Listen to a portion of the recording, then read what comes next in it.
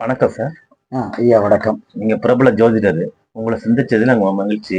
Sir, ஜோதிடம் புரியாத புதிர்ன்னு நடிகர் ராஜேஷ் ஒரு புக்கு போட்டிருக்காரு. அது உங்களுக்கே தெரியும். கிரகங்கள்லாம் என்ன சார்?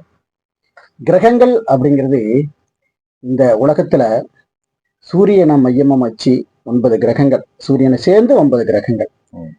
சூரியன், ம். சந்திரன், ம். செவ்வா, ம். புதன், ம். குரு, ம். சுக்கிரன், சனி, ம். ராகு, கேது.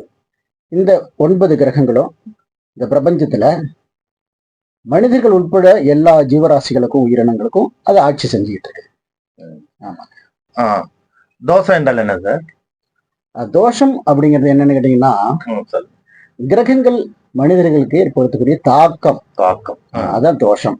அந்த தோஷங்கள்ல வந்து கலத்திர தோஷம், மாங்கல்ய தோஷம், புத்திர தோஷம், பித்ரு தோஷம், செவ்வாய் தோஷம், சனி தோஷம், காலச சர்ப்ப தோஷம், ராகு கேது ஆட்சி செய்யக்கூடிய நாகதோஷம், இப்படி பல்வேறு தோஷங்கள் தாக்கத்தை ஏற்படுது. அது லக்கணம் முதலான 12 ராசிகளுக்கும் அது மனிதன், அதாவது தலை முதல் உச்சந்தலை முதல் உள்ளங்கால் வரை ஏற்படுத்தக்கூடிய தாக்கம்.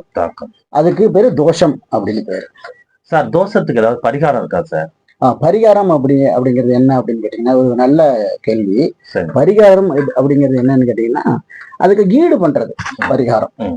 அதுக்கு வந்து என்னன்னு கேட்டீங்கன்னா, இப்ப செவ்வாய் தோஷம் இருக்கு அப்படின்னா அந்த செவ்வாய் தோஷத்தை அது எப்படி ஈடு செய்யறது, அதுக்கு எப்படி பரிகாரம் பண்றது அப்படிங்கிறத பத்தி இது ஒரு நல்ல கேள்வி.